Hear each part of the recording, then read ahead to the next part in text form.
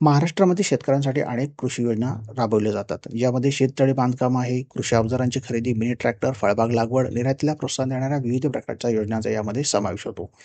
आणि या प्रत्येक योजनांसाठी वेगवेगळ्या पद्धतीच्या वेगवेगळ्या टक्केवारीने अनुदान ही शासनाकडून दिलं जातं.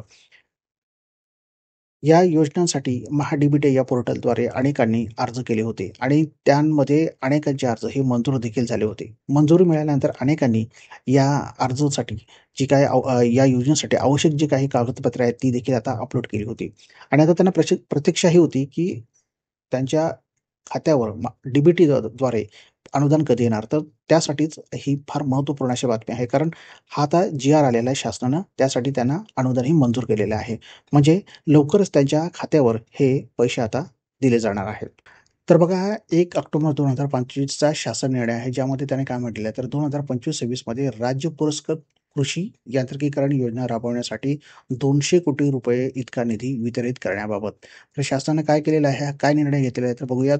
सन 2025-26 या वर्षात राज्य पुरस्कृत कृषी यांत्रिकीकरण योजनेची अंमलबजावणी करण्यासाठी 200 कोटी रुपये जे आहेत, यांना आयुक्त कृषी यांना अर्थसंकल्पीय अंदाज वाटप व नियंत्रण प्रणालीवर बीम्स वितरित करण्यास मंजुरी देण्यात येत आहे. सदर निधी सन 2025-26 याकरता खालील शीर्षकाखाली अर्थसंकल्पित केलेल्या तरतुदीतून खर्च करावा. म्हणजे 200 कोटी रुपयांचा निधी हा आता शासनानं मंजूर केलेला आहे. कशासाठी? तर बघा, कृषी यांत्रिकीकरण योजनेमध्ये राबवण्यात येणाऱ्या ज्या काही योजना आहेत, त्यांच्यासाठी हा निधी वितरित करण्यात येणार आहे.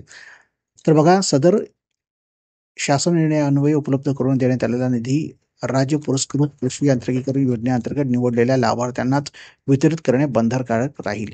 या योजनेतील लाभार्थी निवड महा-डी-बी-टी पोर्टलवरून विहित कार्यपद्धतीचा अवलंब करून करण्यात यावी. तसेच अनुदानाची रक्कम लाभार्थ्यांना महा-डी-बी-टी प्रणालीद्वारे आधार संलग्न बँक खात्यावर सार्वजनिक वित्तीय व्यवस्थापन प्रणालीद्वारे जमा करावी.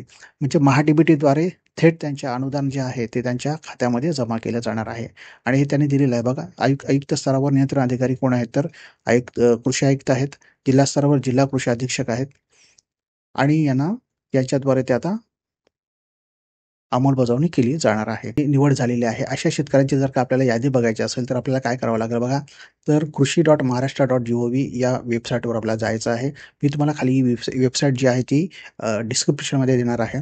आणि तिथे गेल्यानंतर काय करायचं आहे, तर महा-डी-बी-टीमध्ये इथं क्लिक करायचं आहे आणि निधी वितरित लाभार्थ्यांची यादी म्हणून इथं क्लिक करायचं आहे. यानंतर आपल्याला पुढं बघा, यानंतर आपल्याला अशा पद्धतीने ही साईट ओपन होते. इथे गेल्यानंतर आपल्याला काय करायचं, आपल्याला आपला जो जिल्हा आहे, तो आपल्याला निवडायचा आहे. यानंतर तालुका निवडायचा आहे. आपला जो कुठला तालुका असेल तो निवडायचा आहे आणि निवड केल्यानंतर मग आपलं जे काही गाव आहे, ते सुद्धा आपल्याला इथं निवडायचं आहे. बघा, इथं गाव गाव निवडायचं आहे.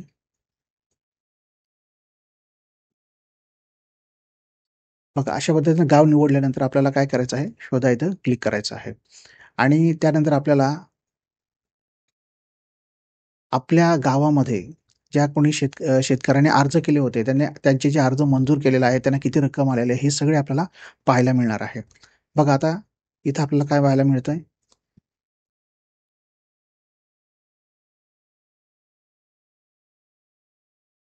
बघा, अशा पद्धतीने आता हा शेतकरी आहे, याने अर्ज केला होता. याचा अर्ज क्रमांक, त्यानंतर त्याचं नाव, त्यानंतर त्याचं वर्गवारी आणि एकंदरीत बघा त्याला कुठलं काय त्याचं 8 एच-पी म्हणजे त्याने कुठल्या योजनेसाठी अर्ज केला होता, त्याला किती रक्कम मिळाली, हे सगळे निधी वितरण तारीख हे सगळे त्याच्यामध्ये येत असतं. बघा, अगदी शेवटपर्यंत येतं हे. अशा पद्धतीने आपण आपल्या गावामधील जे लाभार्थी आहेत, म्हणजे कोणकोणते लाभार्थी आहेत, ज्यांनी ह्या योजनेचा लाभ घेतलेला आहे, कोणकोणत्या योजना त्यांनी राबवलेल्या आहेत, अनुदान घेतलेलं आहे, हे सगळं आपल्याला यामध्ये पाहायला मिळणार आहे. खाली डिस्क्रिप्शनमध्ये ही तुम्हाला लिंक देत आहे. तिथे तुम्ही क्लिक करा